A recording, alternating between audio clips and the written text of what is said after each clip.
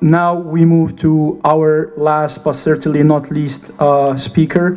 We've managed to get in touch finally with Professor Michel Prieur, who's a professor at Limoges University and who's also currently the president of the International Center of Environmental Comparative Law. Today, he's gonna give us his view on the outlook of the progress and evolution of international and regional environmental law. Sir, you have the floor for 20 minutes. And I understand there are no slides involved, so it's going to be a direct speech. So go ahead, you have 20 minutes. Bonjour à tout le monde. Excusez-moi des problèmes techniques. Alors, je vais parler des progrès du droit international et régional de l'environnement.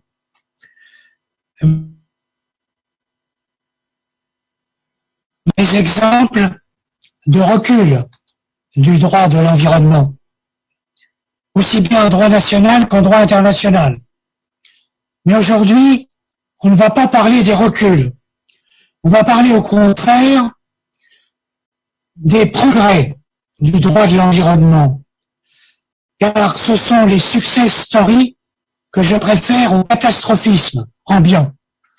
Et pour reproduire sur les progrès du droit de l'environnement, qui est un droit qui a déjà près de 50 ans, depuis la conférence de Stockholm de 1972, je veux citer le discours à l'Assemblée générale des Nations unies du pape François le 25 septembre 2015.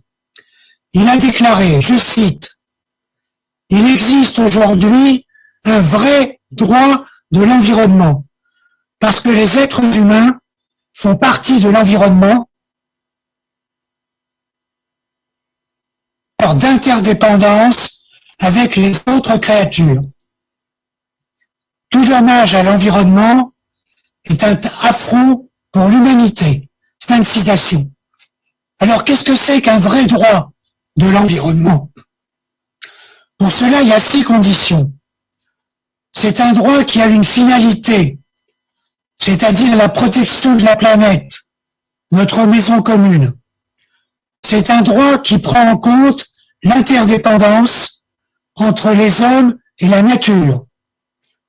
C'est un droit transgénérationnel qui prend en compte le droit des générations futures, ce qui implique une politique à long terme et non pas au coup par coup. C'est un droit de solidarité écologique et de solidarité sociale.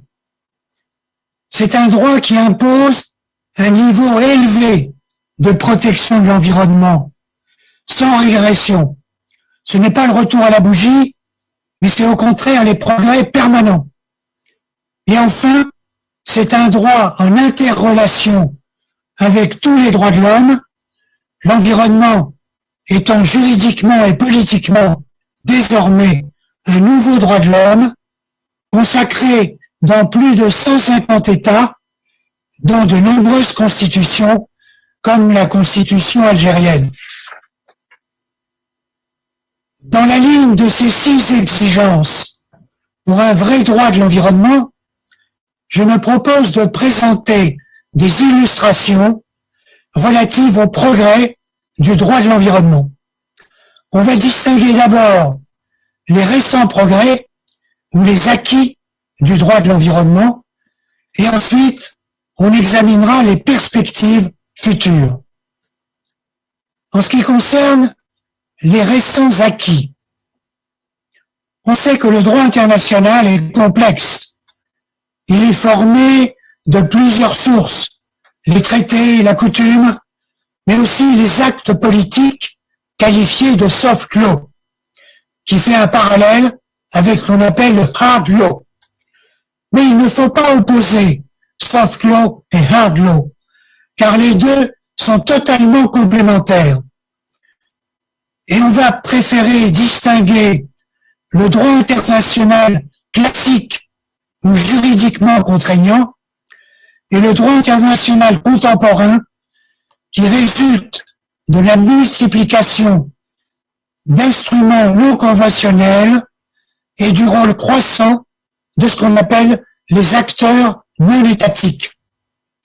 Alors en ce qui concerne le droit international contraignant, le droit international classique, il s'appuie sur les traités internationaux et sur la jurisprudence internationale.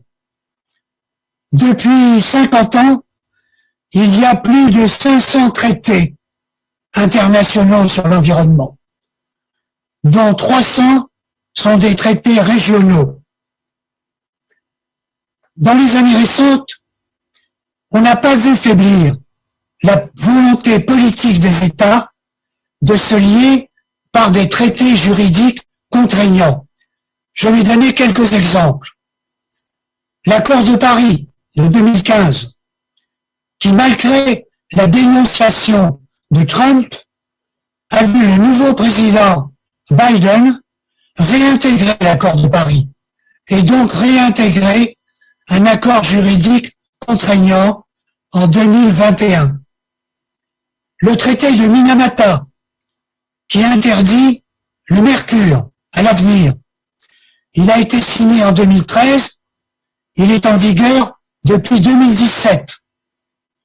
L'accord d'Escazú de 2018, qui est le premier traité régional sur l'environnement en Amérique du Sud, eh bien ce traité est en vigueur depuis 2021. Et puis il y a aussi les accords de libre-échange commercial. Tous ces accords de libre-échange comportent des clauses qui exigent un niveau élevé de protection de l'environnement, c'est-à-dire qui interdisent la régression. Par exemple, l'accord entre les États-Unis, le Canada et le Mexique, qui a été renouvelé même par Trump en 2020, interdit la régression. Il en est de même de l'accord entre l'Union européenne et la Chine, qui a été signé en décembre 2020. Même la Chine interdit la régression. Et parmi les progrès récents du droit international de l'environnement, on doit citer 2 décisions de la Cour internationale de justice. L'arrêt de 2010 entre l'Argentine et l'Uruguay, qui considère que l'étude d'impact sur l'environnement est un principe général du droit international, qui s'impose dans tous les pays, dans les régions transfrontalières.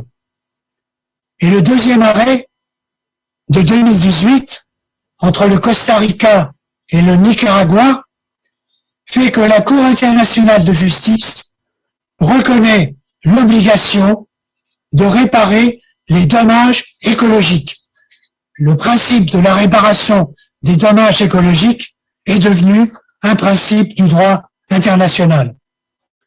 Mais à côté de ces obligations contraignantes, le droit international contemporain s'est multiplié avec de nombreux actes qui font intervenir les acteurs de la société internationale, à savoir les acteurs non étatiques. En effet, sont apparus à la fois dans le domaine des droits de l'homme, dans le domaine du droit humanitaire et enfin dans le domaine du droit de l'environnement, ce qu'on appelle les major groups depuis la conférence de Rio de 2012. Ces major groups représentent les composantes de la société civile. Ils sont au nombre de 9, reconnus par les Nations Unies. Les industriels et les affaires, les travailleurs et les syndicats, les agriculteurs, les enfants et les jeunes, les femmes, les peuples indigènes, les autorités locales, la communauté scientifique et technique, et enfin les ONG, notamment les ONG d'environnement. Et la grande différence entre les décisions prises dans le cadre des actes non juridiquement contraignants avec les actes des organisations internationales qui s'imposent politiquement, moralement et médiatiquement, c'est que ces derniers servent de guide et d'inspiration pour les États. Et même parfois, les actes non juridiquement contraignants s'imposent plus et sont plus efficaces que les traités internationaux. Quelques exemples récents.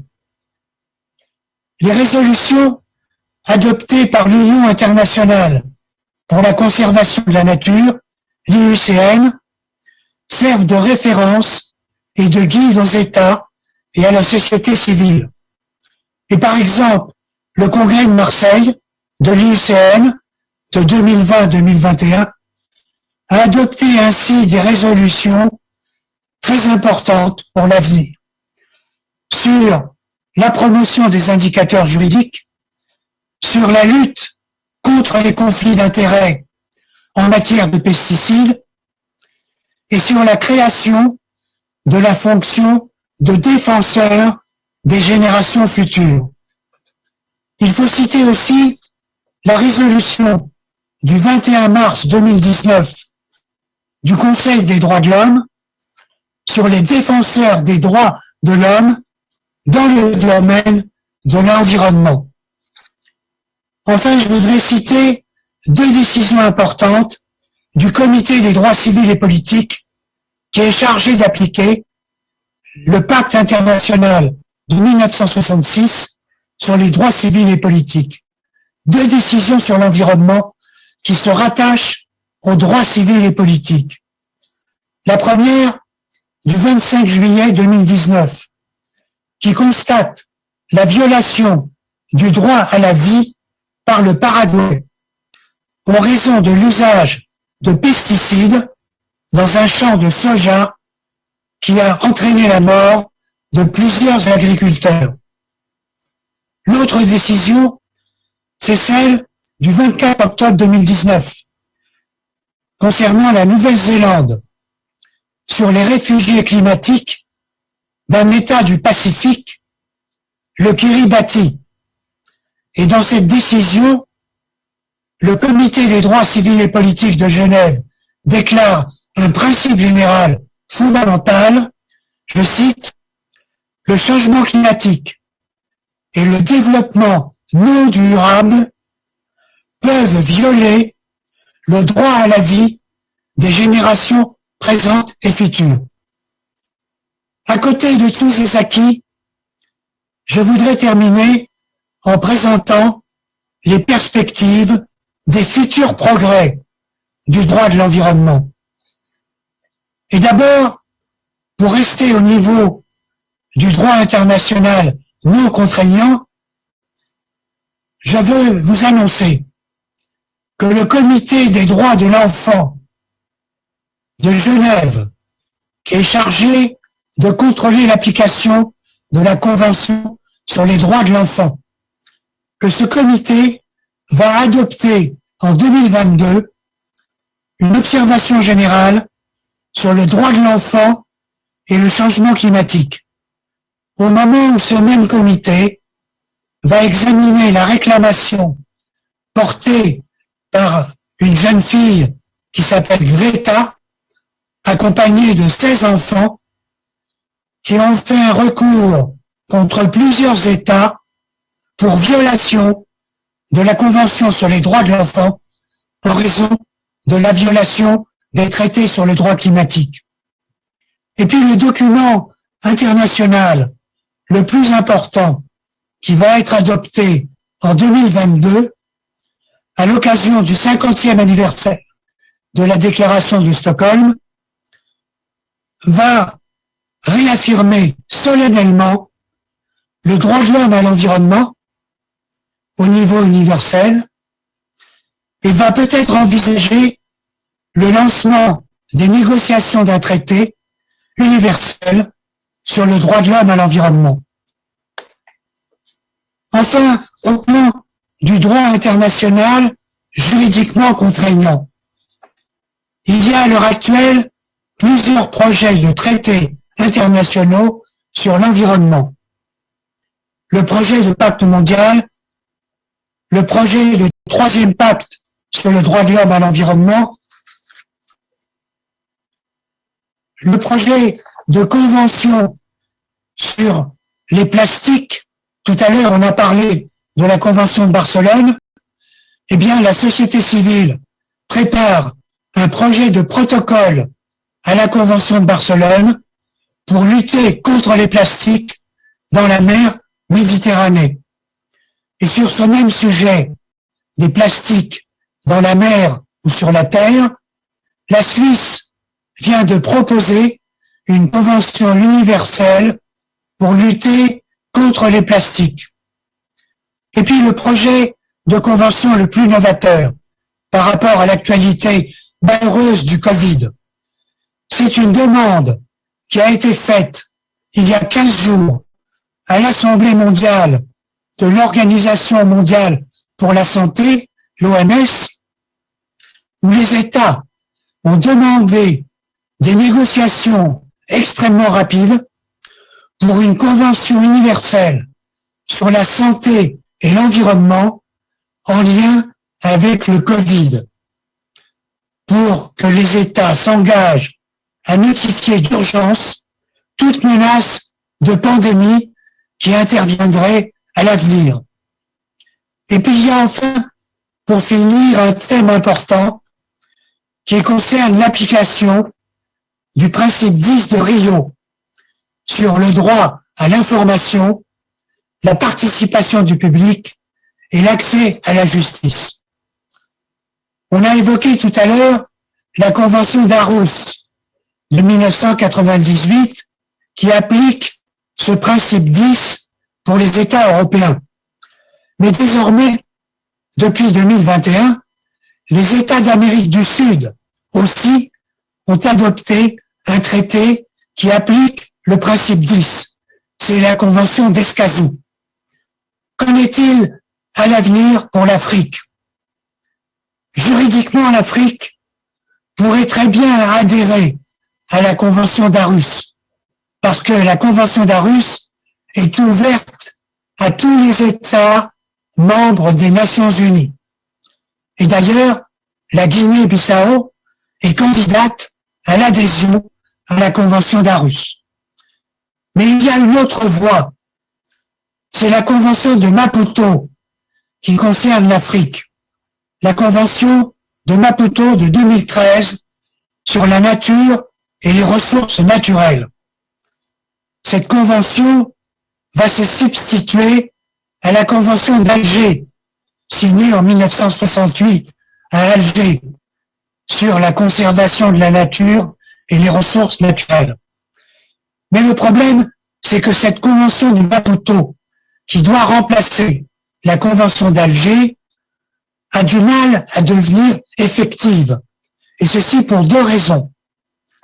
La première, c'est la lenteur de son entrée en vigueur. En effet, alors que la Convention d'Alger était entrée en vigueur 1 an après sa ratification, la Convention de Maputo a mis 17 ans pour entrer en vigueur. Elle a été signée en 2013, elle est entrée en vigueur seulement en 2017. La deuxième difficulté pour la Convention de Maputo, pour l'Afrique, c'est la première réunion de sa conférence des parties. Elle aurait dû avoir lieu en 2018, mais aucun État africain n'avait proposé un lieu pour la conférence des parties. C'est seulement en 2020 que l'Angola s'est proposé, après avoir ratifié Maputo, pour accueillir la conférence des parties de Maputo. Mais malheureusement, à cause du Covid, la conférence des parties n'a pas pu encore avoir lieu. Il faut par conséquent se démener pour que véritablement la convention de Maputo entre en vigueur et réunisse sa première conférence des parties avec l'aide de l'Union africaine. Enfin, Pour conclure, vous constatez qu'il y a un nombre impressionnant de progrès des normes juridiques en matière d'environnement. Mais désormais, la question principale, ce n'est pas les progrès des traités ou des actes sur le droit de l'environnement. La question principale, c'est de se dire, est-ce que le droit de l'environnement sert à quelque chose? Pour répondre à cette question, le droit de l'environnement sert-il à quelque chose? On doit disposer d'outils pour évaluer ce droit de l'environnement, aussi bien en droit international qu'en droit national. On dispose déjà d'outils scientifiques qui s'appellent les indicateurs scientifiques. Ces outils d'indicateurs scientifiques sont là pour évaluer comment la politique environnementale est appliquée. Et on constate, avec les indicateurs scientifiques, qu'il y a des progrès dans le domaine de l'eau ou dans le domaine de l'air au niveau international. Mais que par contre, il y a des reculs en matière d'environnement dans le secteur de la biodiversité, dans le secteur des déchets, dans le secteur de la pollution des sols ou dans le secteur des pesticides. Alors comment peut-on aujourd'hui savoir si le droit de l'environnement est effectivement appliqué?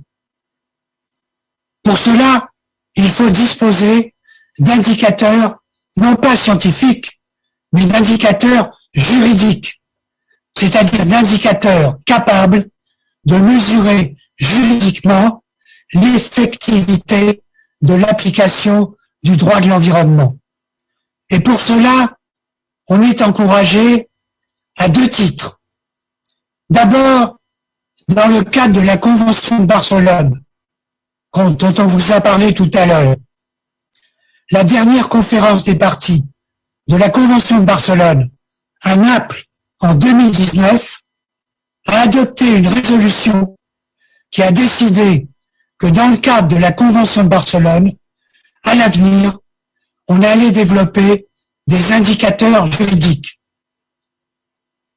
Et deuxième encouragement, une résolution du Congrès de Marseille de l'IUCN, de l'Union internationale pour la conservation de la nature, qui a adopté la résolution numéro 050, qui s'intitule « Mesurer l'effectivité du droit de l'environnement grâce à des indicateurs juridiques ». Et par conséquent, les progrès pour mesurer l'effectivité du droit de l'environnement sont véritablement à notre disposition. Pour terminer, je voudrais citer le philosophe et sociologue Edgar Morin. Vous savez qu'Edgar Morin vient d'avoir 100 ans. Il est centenaire.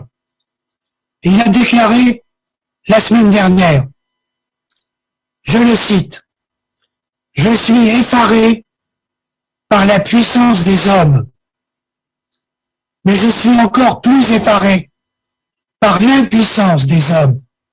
Je suis effaré par l'impuissance des hommes. » Alors, en matière d'environnement, est-ce que nous allons rester impuissants? L'impuissance n'est pas inéluctable. L'impuissance peut être surmontée à deux conditions. Première condition, appliquer et respecter effectivement le droit de l'environnement tel qu'il existe. Deuxième condition, développer l'éducation à l'environnement. L'éducation pour tous. Pas simplement pour les simples citoyens, mais aussi l'éducation à l'environnement et au droit de l'environnement pour les hommes politiques. Je vous remercie.